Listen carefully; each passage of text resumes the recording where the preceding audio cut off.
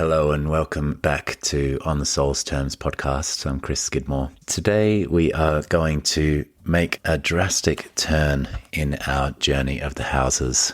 We've been preparing for this moment in a sense by going through the first 6 of the houses, what's generally referred to as the personal houses. As we've been referring to in the last couple of episodes, we're now heading up to what's called the Descendant, which is the cusp of the 7th house and the opposite of the Ascendant.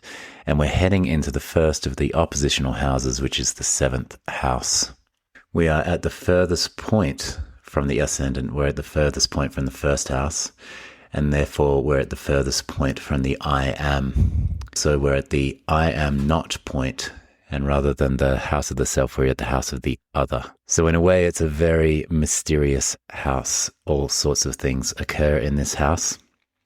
The more I've been digging into the house, the more I've been looking into the idea of alchemy, the combining of 2 oppositional forces.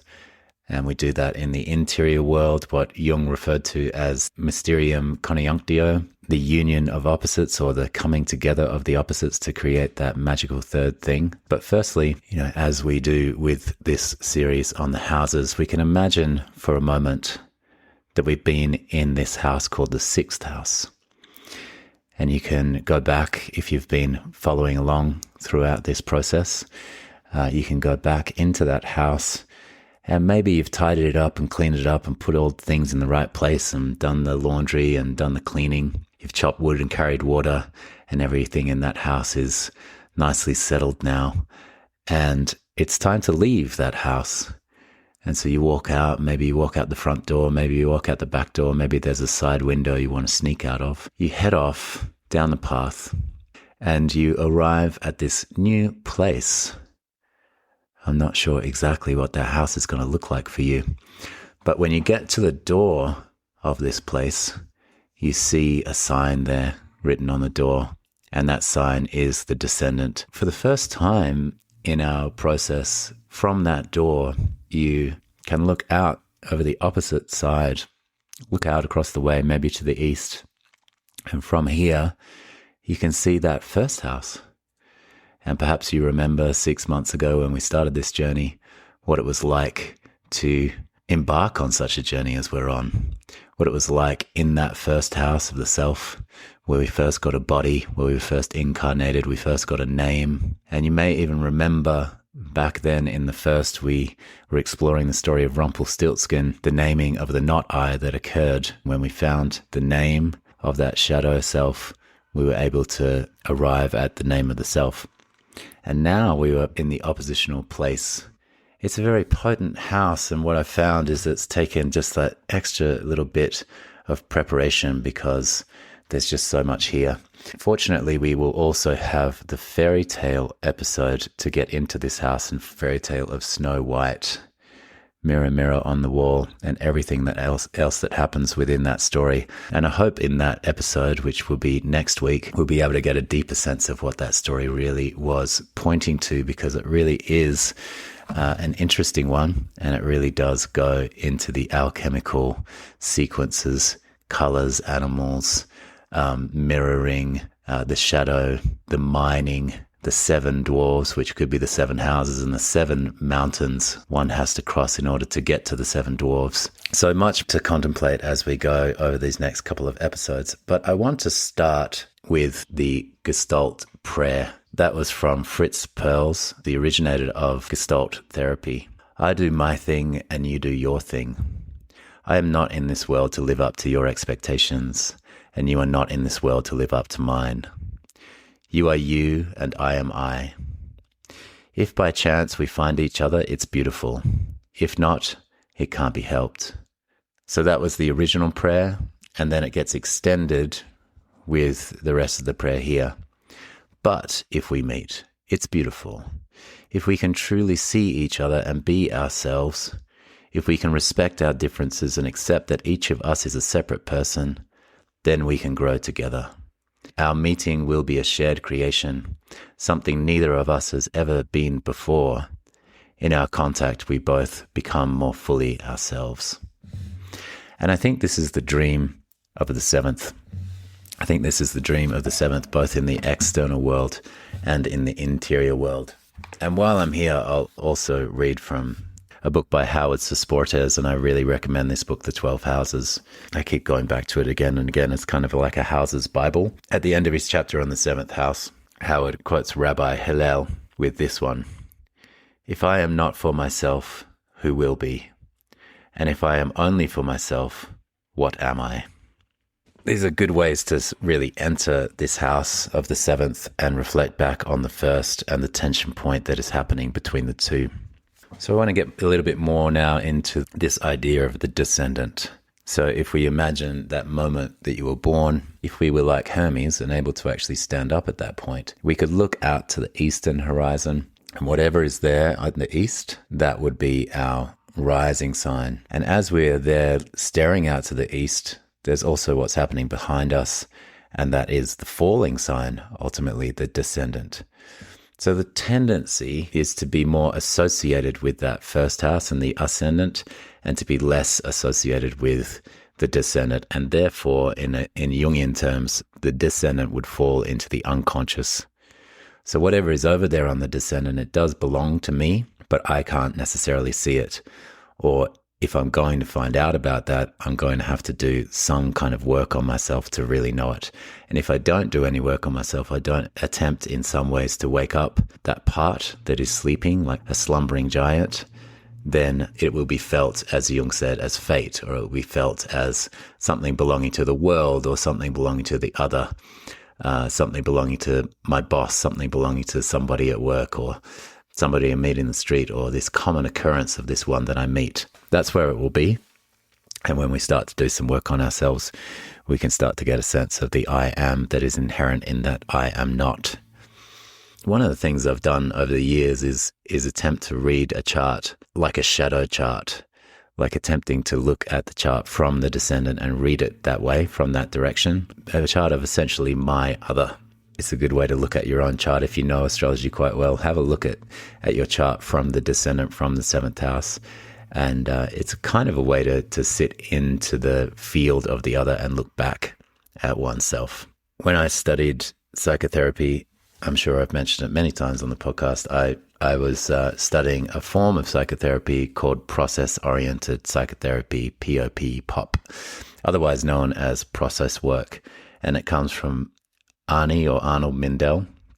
Rest in peace, Arnie. He died a couple of years ago at his Uranus return at 84 years old, and he was a very Uranian figure.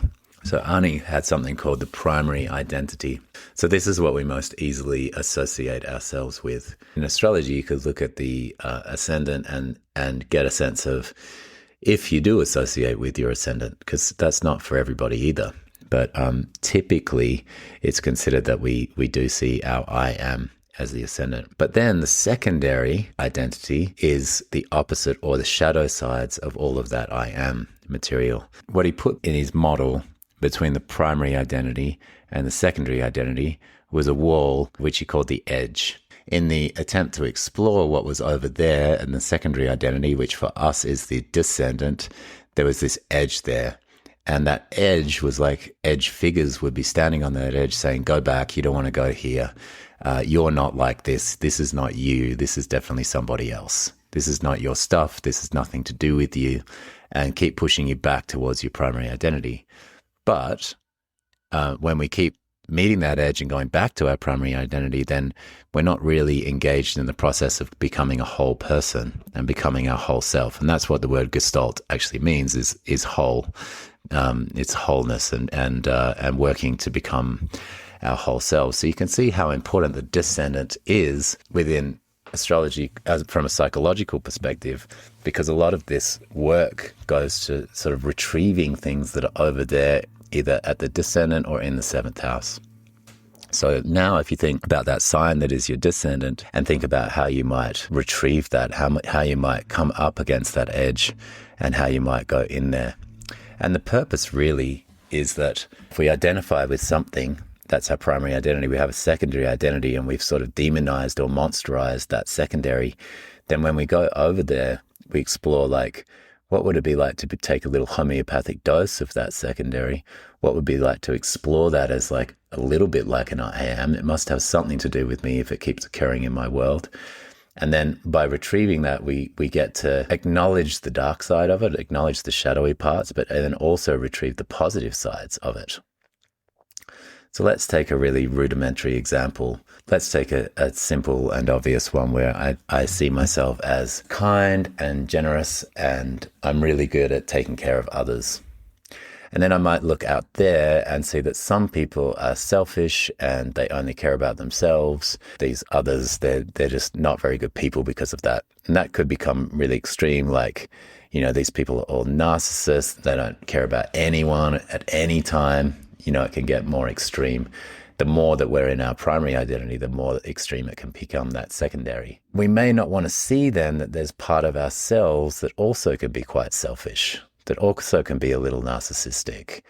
And if we were to see a bit of that inside of ourselves, then we might be able to take in that homeopathic dose, like just a little bit of that energy.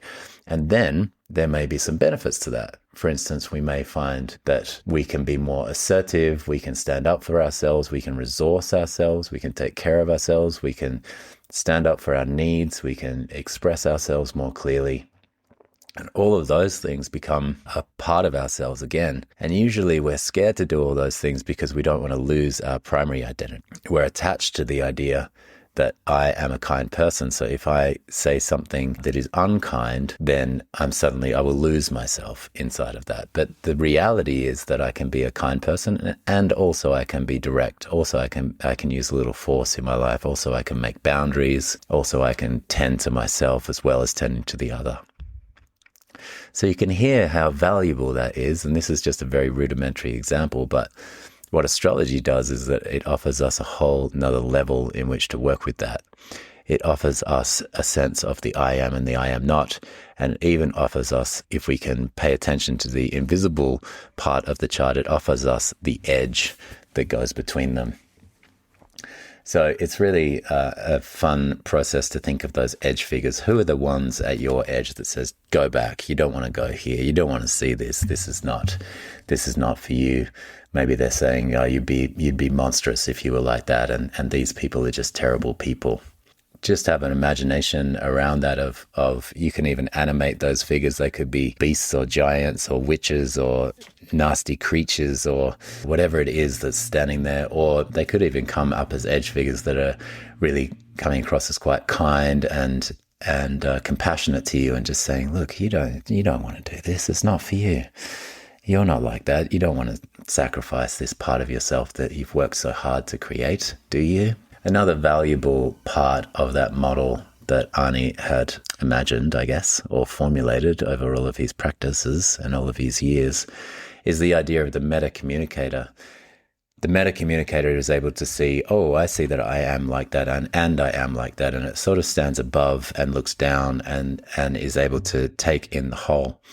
Now, this is also interesting for us as astrologers because the first house, the ascendant and the descendant, have above them, it's always going to be somewhere above them, it may not be a square to them, but it's somewhere up there, is the MC or the midheaven. So I wonder, as an experiment, what it would be like to use your midheaven to have an overview of the whole self. The midheaven may be able to look at the self and feel and take in all different parts and have an acceptance that, yes, I am that, and yes, I am also that.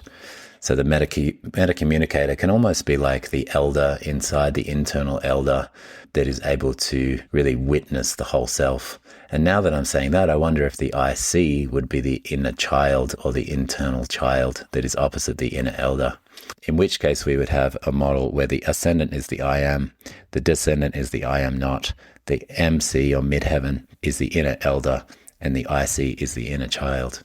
That's not something I've necessarily formulated, but it's something that's just coming up now as I'm combining that sense of process-oriented work with astrology. So we'll keep working on that, won't we? And we'll see if that fits. So yeah, that's a sense of this seventh house and what it appears as the inner world. But of course, in the outer world, there's such a distinction as inner and outer, it's probably not quite so clean as that, but let's just imagine that it is. In the outer world, the seventh house represents also that partner, the other, as in the marriage other, or the one that we want to be with. And to move into this, I might just read a little bit from Howard Susportes, as he describes it so beautifully. He says, the seventh house is also known as the house of marriage, and curiously as the house of open enemies.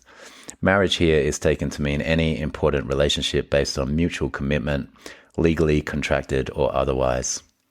In the seventh house, two people come together for a purpose: to enhance the quality of their lives by joining with one another to produce a family and gain greater security and stability, and to assuage loneliness and isolation. Most astrological textbooks teach that the planets and signs in the seventh house describe the marriage partner or the significant other.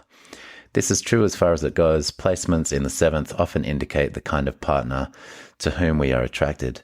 For instance, a man with the moon in the seventh may seek a partner who reflects the qualities of the moon, someone who is receptive, compassionate, and caring. A woman with Mars in the seventh may be attracted to a partner who reflects the qualities of Mars, someone who is assertive, direct, and forceful. She may be looking for someone to make decisions for her and to tell her what to do. And if there's a number of planets or different signs, as in the case of intercepted houses in the seventh, the issue can become very confusing because we are looking for so many different kinds of attributes in a partner.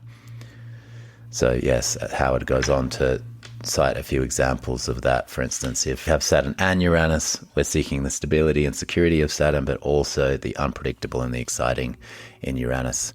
So there's lots of ways to roll with that. We're considering that of like, who is it that we tend to find in those partnerships?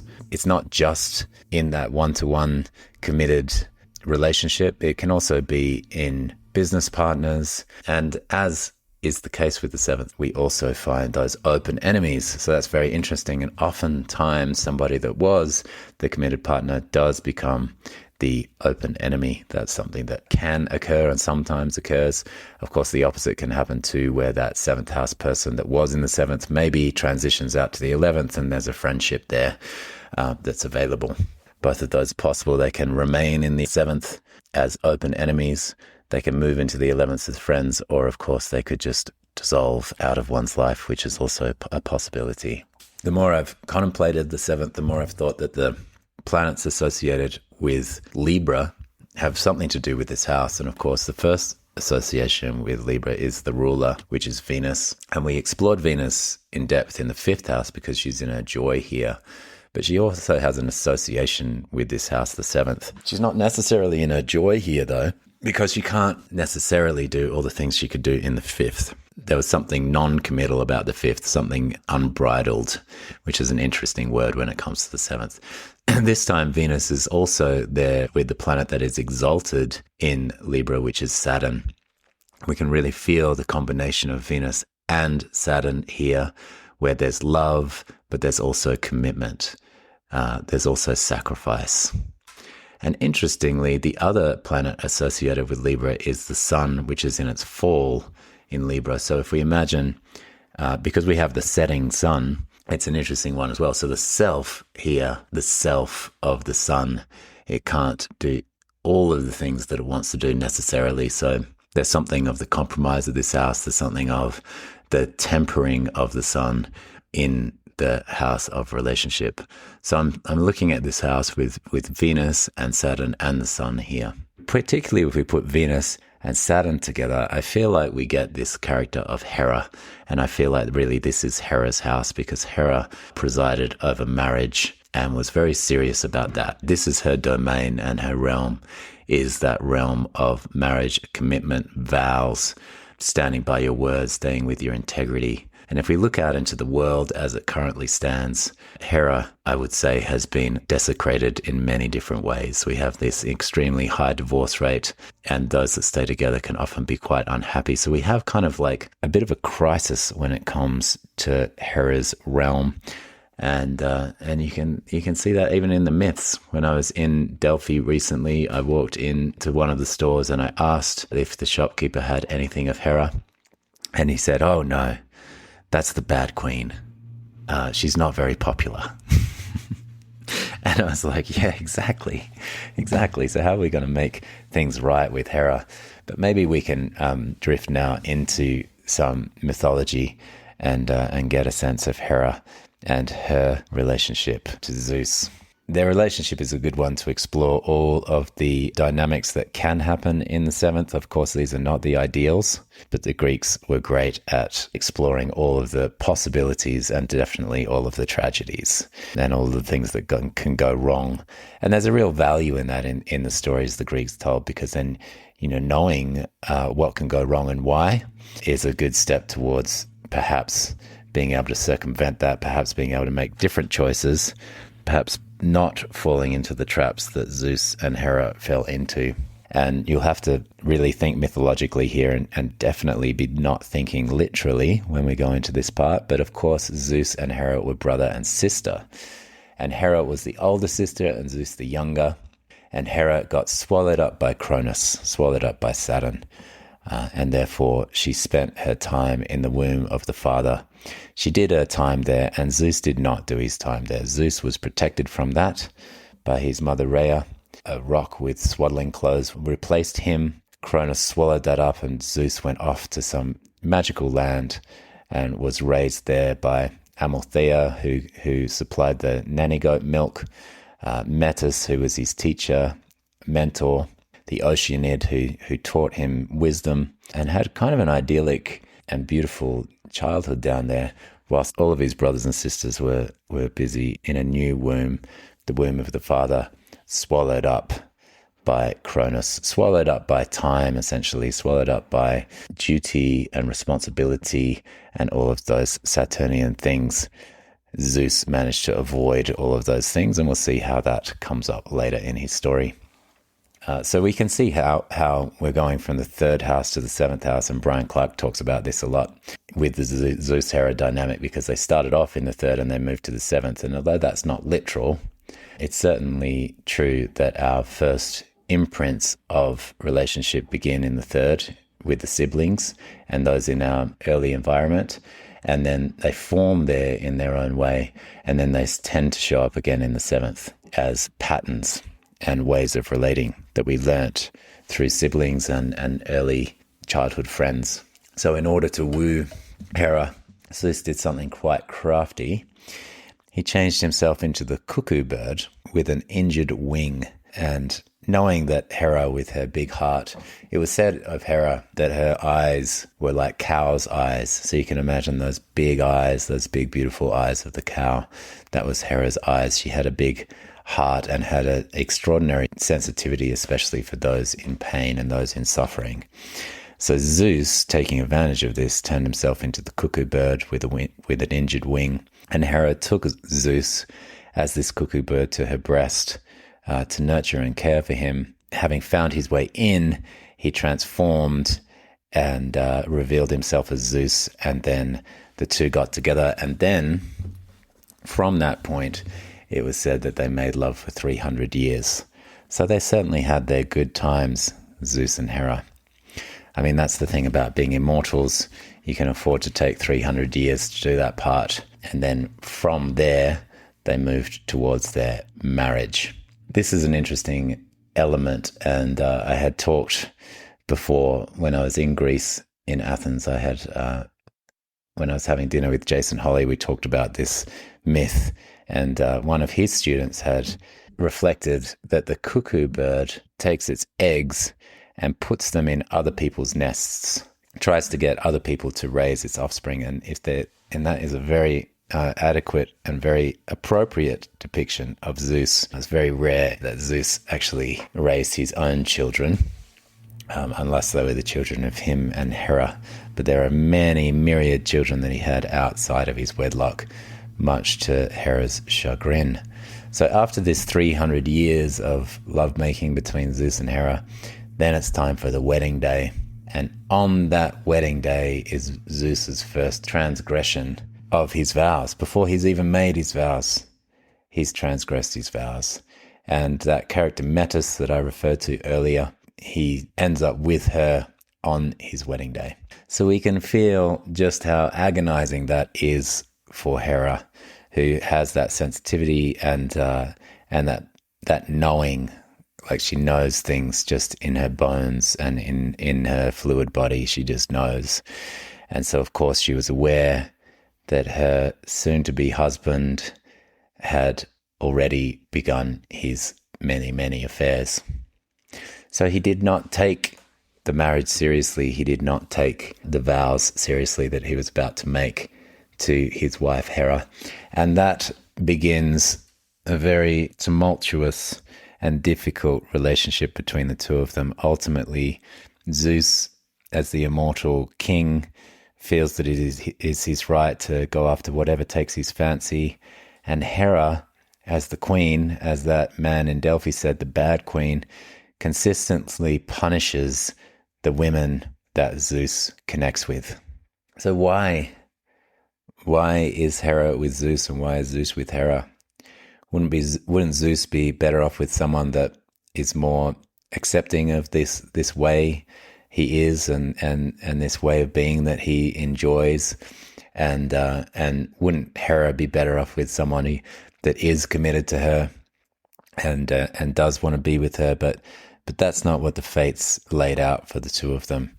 And interestingly enough, Hera really got, in a sense, tricked into this relationship and then ultimately has to live with it really for all eternity. It's like I want to go back to the guy in Delphi and say, yeah, but do you know why she's like this? This wasn't how she always was. This ultimately highly dignified queen figure that Hera is, the thing that she resides over is being transgressed against again and again by her own husband. How painful and how awful that must be. But ultimately, Zeus doesn't let Hera be Hera, and Hera doesn't let Zeus be Zeus. And so back to that Gestalt prayer, if we can truly see each other and be ourselves, if we can respect our differences and accept that each other is a separate person, then we can grow together. If we can truly see each other and be ourselves. And I think that brings in this element of the seventh house of projection, where instead of seeing the other, we see something projected onto the other. And that may be a shadow side of ourselves, or that may be some gold inside of ourselves that we can't accept. That may be our expectations of how another person should be, how they should be behaving. And this is what tends to come in the way of being able to see each other. But of course, in this situation, there's something that Zeus is that Hera really doesn't want. And there's something that Hera is that Zeus really doesn't want. And so in a way, they are doomed. They are connected to each other because they are the king and queen. There's like no getting out of that for them. Fortunately, as mortals, we have ways of moving on from something that really doesn't fit, a person that really doesn't fit, an energy that really doesn't fit.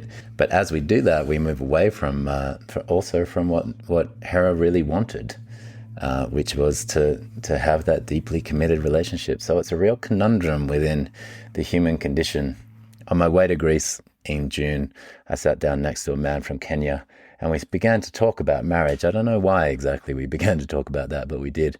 And he said in Kenya, the divorce rate is 5%, but with a caveat that there's often other things going on in the background. So who knows? It's one of those things that the humans have definitely not mastered in this modern era. I'm not sure there's a time and models that we can even look to. But within the Greek myths, fortunately for us, Zeus and Hera are not the only couple we can look to. One that has come up in recent conversations with a friend is the connection of Persephone and Hades. If you go back to my 5th house episode with Libby Rose Waite, she tells the story from Persephone's perspective, and it's a really beautiful retelling and reimagining. One of my favorite episodes of the podcast, and I highly recommend going back if you enjoy a good story.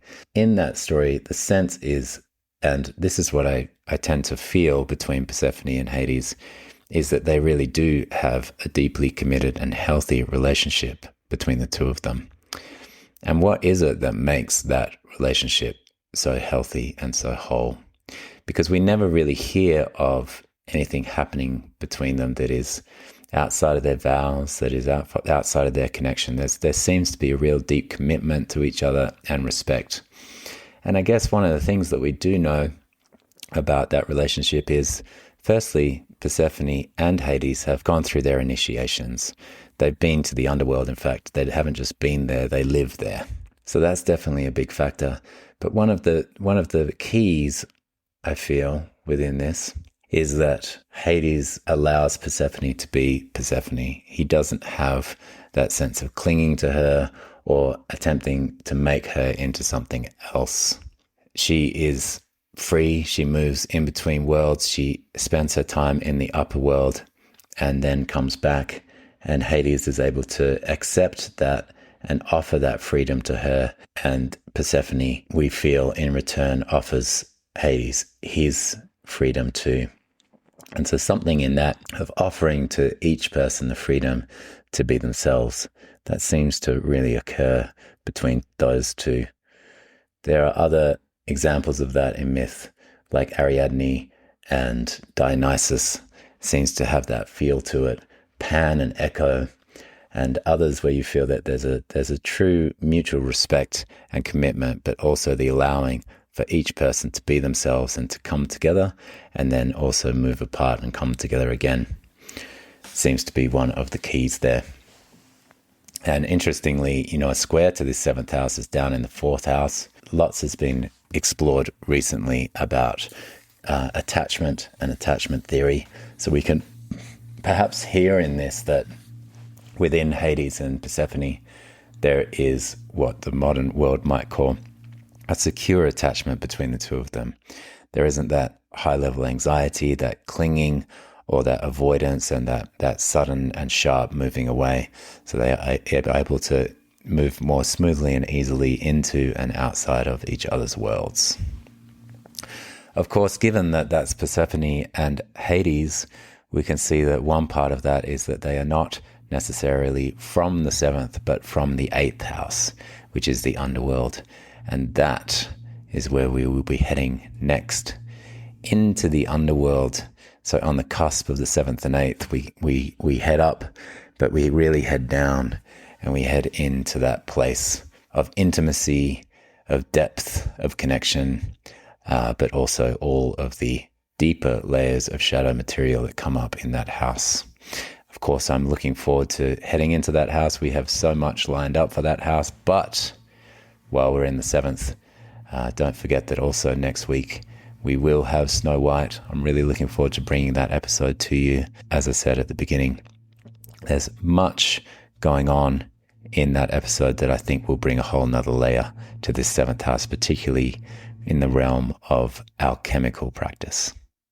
I hope you've enjoyed this episode. I hope there's been lots for you in there. Curious about your own experience of your seventh house, if you know it, and also curious about how that feels to you to go in through that process-oriented model where you feel the ascendant as the I am, the descendant as the I am not, and the edge between those two parts of yourself, and the ones at the edge that may be telling you to go back, and other ones at the edge that may also be enticing you, like Hermes, to come over to this side and just check it out. It's not so dangerous after all. It's not so frightening when we really go and have a good look. Thanks for joining me. I look forward to seeing you next time. Thank you for listening to On the Soul's Terms podcast. To support the show, please consider leaving a 5-star review, sharing with friends, or becoming a patron at patreon.com/onthesoulsterms. Until next time.